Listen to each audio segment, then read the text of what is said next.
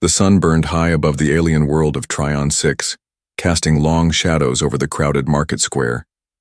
Creatures from many planets moved through the dust, trading goods, yelling prices, and haggling loudly in strange languages. But in one corner of the market there was silence, broken only by a mother's whisper. Her name was Solari. She stood barefoot on the hot stone ground. Her skin was a soft, silver blue, glowing faintly under the sun. Her eyes, large, violet, and wet, searched every face that passed. In her hand she held a small drawing. It was old, smudged, and worn from too many desperate grips. The drawing showed a little girl with small horns and glowing hair, her daughter, Nari. Solari didn't shout like the sellers. She didn't beg loudly. Her voice had grown tired from the 100 times she had asked before. Now she just whispered, "Please, find my daughter. She is lost. I will give you everything, even my body." Some stopped. Most laughed. A tall, alien male grinned at her offer. "You think someone will search the death jungles for a child just to touch your skin? You're no queen." Another passed and shook his head. "Foolish female. If she's in that jungle, she's bones now." Solari said nothing. Her hands trembled, but she did not drop the drawing. She had tried everything. Paid hunters, begged, soldiers even sold most of her clothes. But no one came back. The jungle beyond the city gates was a death trap, filled with broken war machines and mutant beasts. Even trained warriors were afraid to go in. And then, he walked in. A human. He was tall with tan skin, short dark hair, and rough clothes. A tool belt hung from his waist and a long scar ran across his neck. His name was Jonas Cade, a mechanic by trade but a soldier in the past.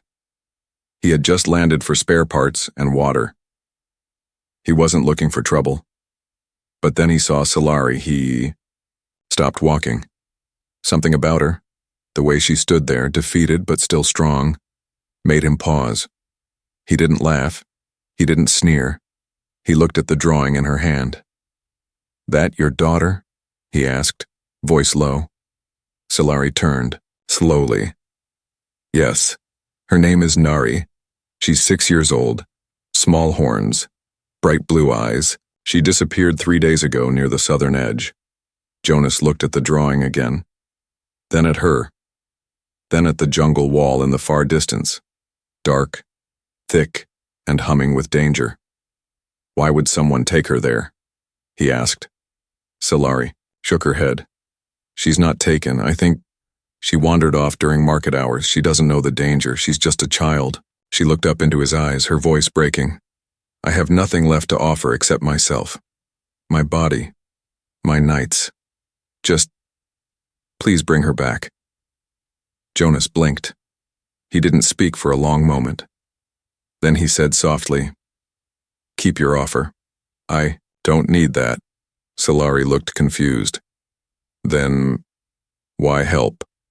Jonas sighed and rubbed the back of his neck. "Because you're a mother, and because she's still alive. I can feel it." Solari gasped, covering her mouth. Hope returned to her eyes for the first time in days. "But," Jonas said, "I'll need supplies, a scanner, and a guide map of that jungle." Solari nodded quickly and pointed to an old vendor nearby who sold broken tech. "Take whatever you need. I will speak for you." Jonas stepped forward and took the drawing from her hand. He stared at the little girl's face. "All right, Nari," he said under his breath. "Hold on. I'm coming." He tucked the drawing into his jacket and turned toward the jungle. As he walked away, the other aliens watched with disbelief. "Another fool. Goes to his death," one whispered, but Solari, she dropped to her knees, eyes closed, whispering a quiet prayer. Because this time something felt different.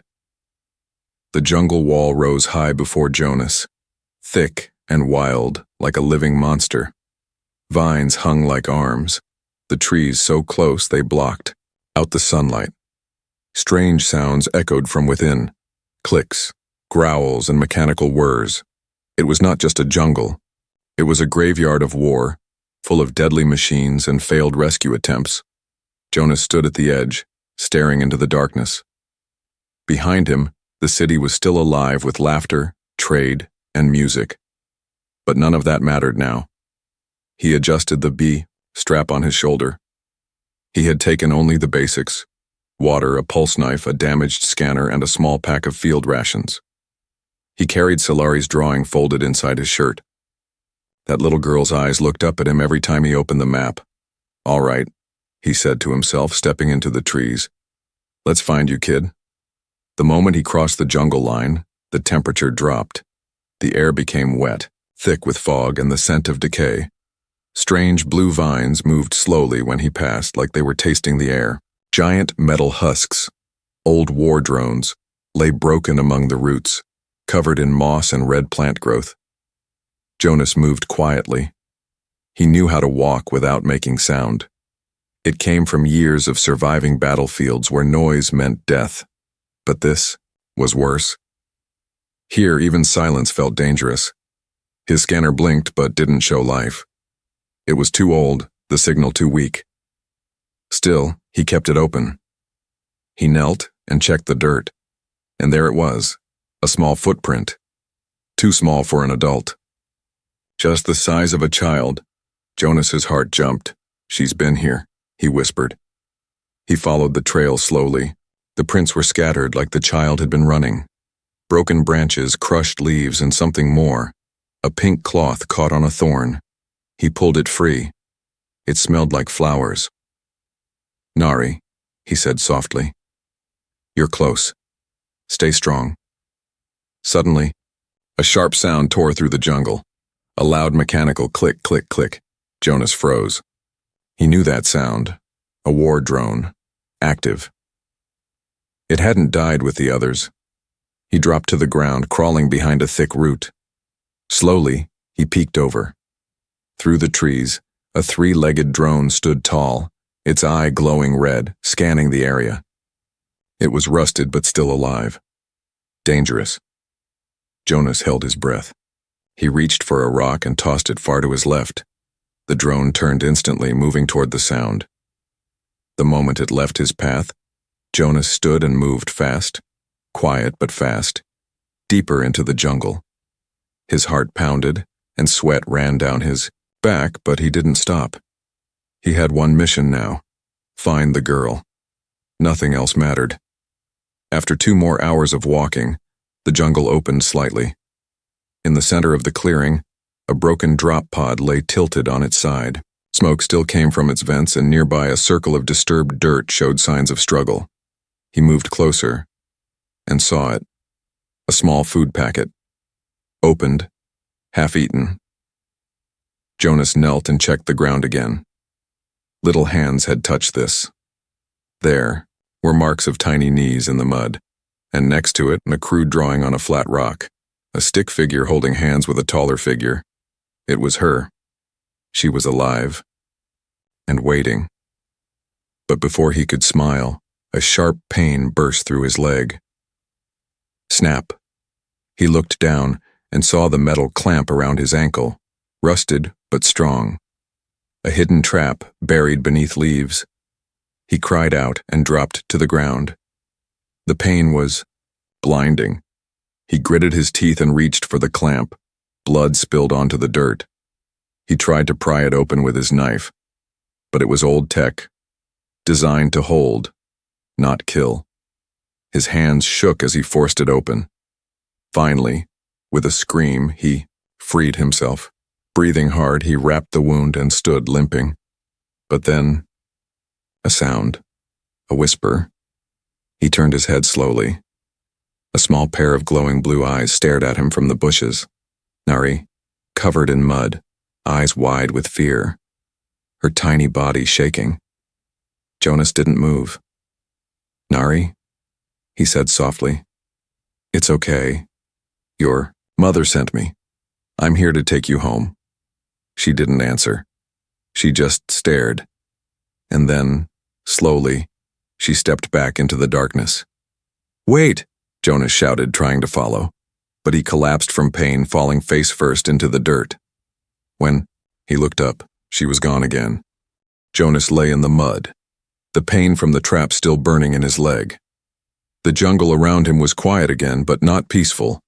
It was the kind of quiet that came before something bad. He dragged himself up, using a thick root for support. Blood soaked the cloth he'd tied around his ankle, but he didn't care. He had seen her. Nari was alive. Her glowing blue eyes were real, not a vision, not a trick of the jungle, but she had run. She's scared, he whispered to himself. Can't blame her.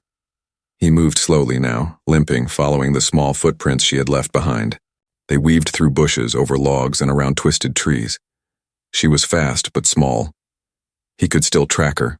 Each step hurt, but Jonas kept going. His hands shook from blood loss, but his eyes stayed sharp. He didn't have time to rest. Nari was out there alone, and this jungle was no place for a child. Suddenly he heard movement, small, quick. He ducked behind a thick plant and peeked through the leaves. There she was. Nari sat inside the hollow shell of a fallen war drone. Its chest had been torn open and vines had grown through its frame. She had made it into a shelter. Inside, she had a few broken food packs, a blanket made from leaves, and something that made Jonas stop breathing. A drawing. Scratched into a piece of old metal was a picture of her and her mother. They were holding hands, standing under two suns. Nari had written one word under it in shaky lines. Home. Jonas felt a lump rise in his throat. She hadn't given up.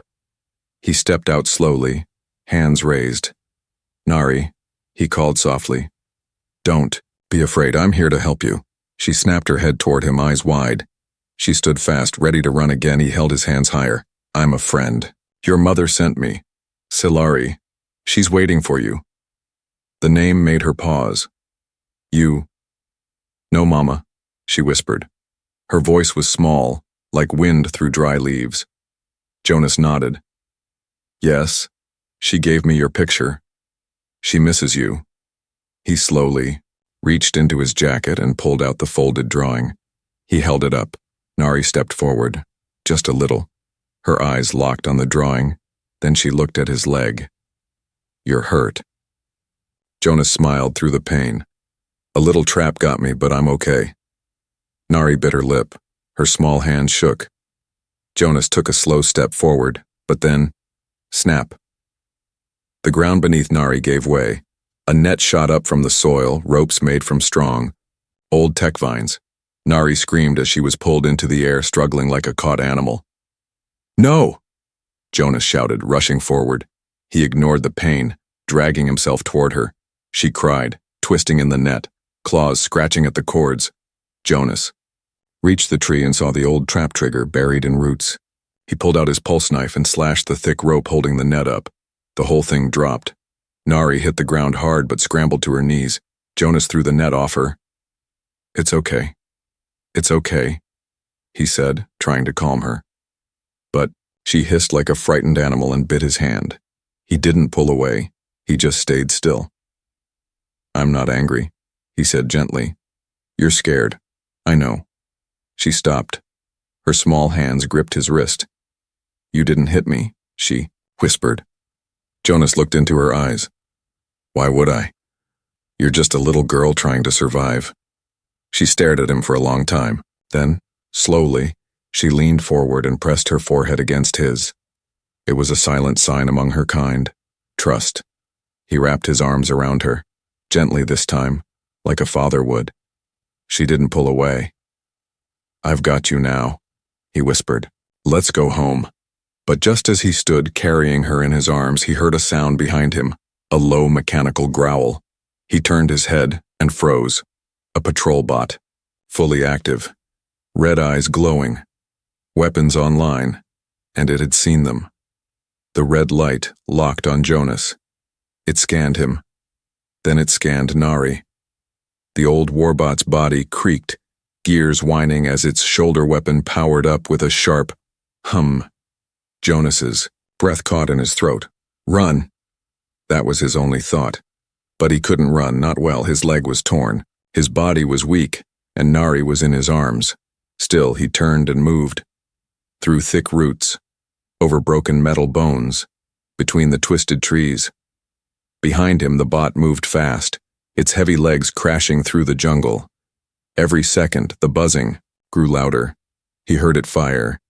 Sir! Chuck! A blast of energy struck a tree to his left, splitting it in half.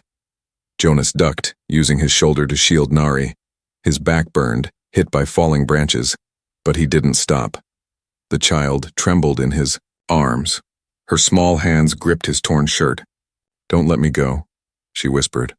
I won't, he said, even though every step felt like knives were stabbing into his leg. He limped, half stumbling, heart pounding like a war drum. He didn't know where he was going. He only knew one thing: away. He pushed through a curtain of vines and nearly fell down a sharp slope. Rocks rolled under his boots. He slid, twisting to protect Nari. They tumbled, dirt flying, until they hit the bottom with a thud. Jonas groaned. His shoulder screamed in pain. Nari let out a cry. Are you okay? He asked, brushing leaves from her face. She nodded. You didn't drop me. Above them, the red glow appeared again. The bot had tracked them to the edge of the hill. It raised its gun. Jonas looked around fast, desperate. There, a wrecked tunnel entrance, half buried, rusted but open. He grabbed Nari and dove inside just as the bot fired. The blast hit the stone behind them, shaking the ground. Inside the tunnel, it was dark and narrow. Old wiring hung from the ceiling. Moss glowed faint green along the walls. Jonas breathed hard, his lungs on fire. They were safe. For now. Nari looked up at him. Are we going home? Jonas nodded. Yeah, we are. But he knew the truth. He was bleeding badly. His body was failing, and the jungle wasn't done with them yet. Still, he smiled at her. You're brave, you know that? Nari tilted her head. Mama says I'm small. Small doesn't mean weak, Jonas replied. He stood slowly, using the tunnel wall to balance. They moved deeper into the ruins, every step echoing in the silence. Jonas used his last energy to keep walking. He didn't want Nari to see him fall. Why did you come for me? She asked softly. He looked at her with tired eyes. Because someone had to. And because your mother begged me. She blinked. Mama's alive. Yes, she's waiting, still holding your drawing. Tears filled her glowing eyes. She kept it. Every day, Jonas said. They reached an old access door, rusted but not locked. Jonas pulled it open, revealing a small chamber filled with light from a crack in the ceiling. Plants grew up the walls. It smelled like life. He sat down and laid Nari beside him. She rested her head on his lap. You're strong, she whispered. He chuckled. Not as strong as you. Her eyes began to close. But Jonas stayed awake. He knew the bot wouldn't give up. It was out there, watching, waiting. He reached into his pocket and pulled out a beacon flare. It was his last chance. He clicked it on and sent a signal. Back to the city, back to Solari. Far away, in the alien city of Transcends, Solari sat at the edge of the market. She held the old drawing in her lap. Her eyes were empty, until her wrist device blinked. A signal. From the jungle. Her breath caught. Nari. Back in the jungle, Jonas felt his head grow heavy, his body cold. But he looked down at the sleeping girl and smiled. She's safe, he whispered to himself. That was enough. The rescue ship arrived just before dawn. Its thrusters stirred the jungle fog, burning away the mist like torn cloth. 2 armored guards stepped out first, weapons drawn. Behind them walked Solari, her long cloak trailing behind her. Her face, pale but unreadable. Her eyes scanned the trees. Her heart beat hard in her chest. The signal had come from this sector, Jonas's flare. The first signal in days from anyone who had entered the death jungle. She had sent 6 men before. None returned. But this time, A small cough echoed from the broken tunnel. Solari rushed forward. Inside, she found him. Jonas. He was barely conscious. His face pale, his leg wrapped in dirty cloth. One hand gripped a weak flare. The other was wrapped protectively around Nari, who slept against his chest. Solari fell to her knees. Her fingers shook as she reached for her daughter. Nari, she whispered. Jonas stirred, his voice was like sand. She's safe, I kept her safe. Solari didn't answer. She just stared at the human man, her mouth trembling. You did it, she finally said. Jonas gave a tired smile. Told you I would. He tried to sit up, but pain stopped him. Solari stood and waved her hand. The guards rushed forward, but not to help him. They grabbed his arms. What? What are you doing? Jonas gasped, struggling. One of the guards hit him in the gut, making him fall back with a groan. Solari turned away, holding her daughter tight. She said he'd die in there, one guard muttered. Just like the others. Jonas blinked in, shock. Others? The guard looked down at him. You really thought you were the first? Solari's voice cut through the air, cold and sharp. I offered my body to many men. Soldiers, hunters, mercs. Every one of them died. You were just another gamble, human. Jonas stared up at her. So I was just bait? Solari turned slowly, her arms wrapped around Nari. Her eyes glowed with a strange sadness. No, not bait, she said. Just the last hope. But you didn't believe I'd make it out, he whispered. I didn't, she replied softly. He felt sick. This time, he thought it was about saving a child, about a mother's love. But now he saw the truth. She had used him, used his kindness, used his sense of duty. And yet, he had saved the girl. He looked at Nari. She opened her eyes. Her small voice trembled. Mama, what's wrong? Solari smiled and kissed her forehead. Nothing, my heart, you're home now. But what about him? Solari didn't answer. The guards dragged Jonas out of the tunnel and threw him onto the dirt. The ship's engines powered up. Leave him, one said. Let the jungle finish the job. But Nari ran.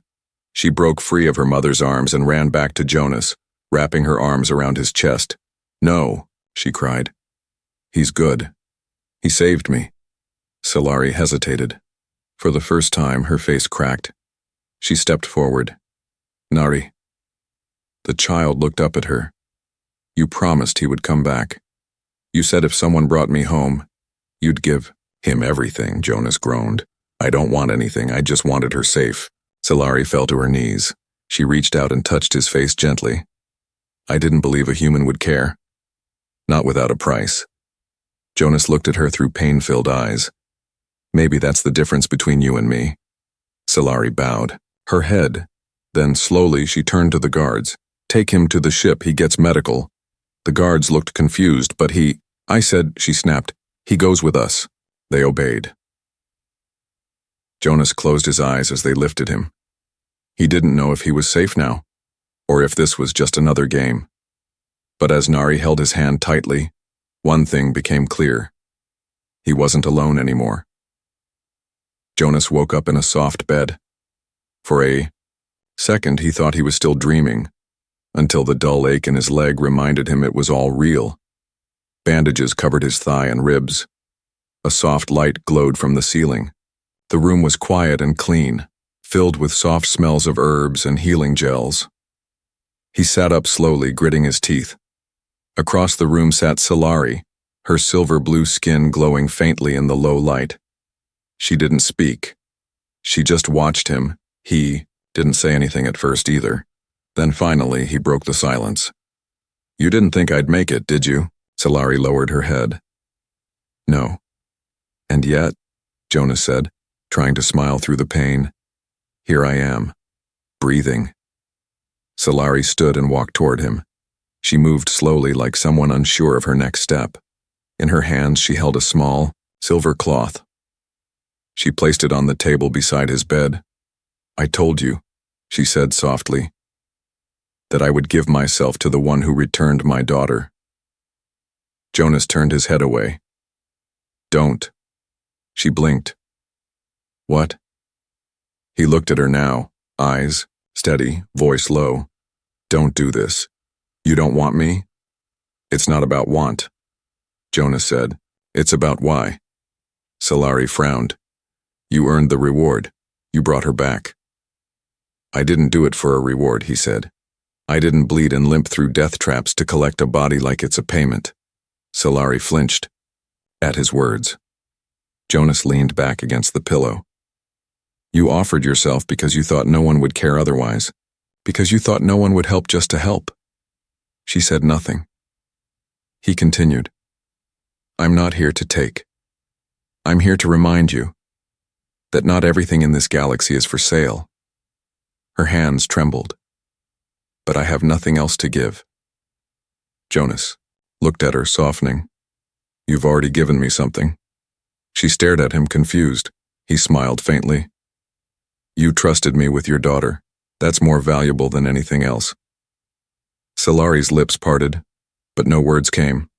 Her eyes filled with something strange, something she hadn't shown in a long time. Tears. She turned away, wiping her face. "I offered myself to 6 men," she whispered. "They all died. I didn't know how else to make someone care." Jonas's voice was gentle now. "You didn't need to offer yourself, you just needed to ask the right person." Silence filled the room again, but this time it wasn't cold. It was warm, real. A knock came at the door. Nari peeked in. Her glowing eyes lit up the moment she saw Jonas awake. "Jonas," she cried and ran to him, jumping into his arms. He winced, but laughed softly. "Easy there, wild one." She hugged him tightly. "I made you something." She held out a small bracelet made of thread and tiny crystal beads. "It's a thank you gift." He took it like it was gold. "It's perfect," he said. Solari watched them. She saw how Nari smiled, how her daughter held Jonas's hand without fear. She had never seen her child trust anyone that fast. Something had changed, something real. Solari stepped forward and knelt beside the bed. "I was wrong," she said quietly. "I thought offering my body was the only value I had left. But you showed me something I forgot." She looked into his eyes. "Kindness still exists." Jonas gave her a tired smile. "So does hope." Solari reached out, not to give herself, but to hold his hand. No words, no deals, just quiet thanks. And maybe the beginning of something not built on promises or payment, but on respect. 3 days later, the skies above Tryon 6 were clear for the first time in weeks. Jonas stood on a quiet hill just outside the city, leaning on a cane. His leg was healing, though the limp remained. Beside him stood a small ship, his way home. He had received a message from Earth Command that morning. His leave was over. They were expecting him back. But his mind wasn't on Earth. His eyes were watching 2 figures below, Solari and Nari, walking hand in hand through the tall blue grass. Nari ran ahead, chasing bright bugs that shimmered like tiny stars. Her laughter floated on the wind. Solari looked up. Their eyes met. She walked up the hill slowly, her long silver cloak brushing the grass behind her. "You're leaving," she said softly. Jonas nodded. "That was the deal. Find your daughter, then go." Solari looked down. "Deals again?" Jonas smiled. "But this time I made the deal with myself." She stepped closer. "And what if I asked you to stay?" Jonas tilted his head. "Would you offer your body again?" Her expression turned serious. "No," she said. "I would offer a place." "A place?" "In our lives," she whispered. Jonas didn't answer right away. He looked at the sky, then at the jungle in the distance, the place where he nearly died, and the place where he found something more than survival. He found trust, He found a girl who clung to his hand and whispered, "Don't leave me." He found a woman who had learned how to believe again. "I'm not good at soft things," Jonas said, his voice rough. "I fix machines. I sleep on floors. I've spent most of my life on ships. You fixed more than machines here," Solari said gently. "You fixed a family." That made him go quiet. Then a small tug at his hand. Nari had climbed up the hill. She looked up at him with those bright blue eyes. "You're not going to leave me, are you?" Jonas looked at her, heart heavy. He knelt slowly, wincing from the pain in his leg, and pulled the bracelet she gave him from his pocket. "I kept this," he said, "even when the jungle tried to take me." Nari touched the beads. "It's not much. It's everything," he said. Then he looked up at Solari. "You said something before," Jonas said, "that you had nothing left to give." She nodded slowly. He shook his head. "You were wrong. You gave me something I didn't know I needed. You gave me a reason to stay." Solari's lips parted slightly. Her hands trembled. "You mean that?" He stood and faced her fully. "I do." They stood there, eyes locked, as the wind blew, gently between them. No promises were spoken, no dramatic kisses, just understanding, real, quiet, strong. Behind them, the ship powered down. Jonas reached into his pocket and sent a message to Earth Command. "Delay return. Indefinite." He turned to Nari. "Come on, Wild One," he said with a grin. "Let's go find lunch." She grabbed his hand tightly. Solari joined him on his other side. They walked down the hill, three figures once lost, now found, into a future not promised, but freely chosen.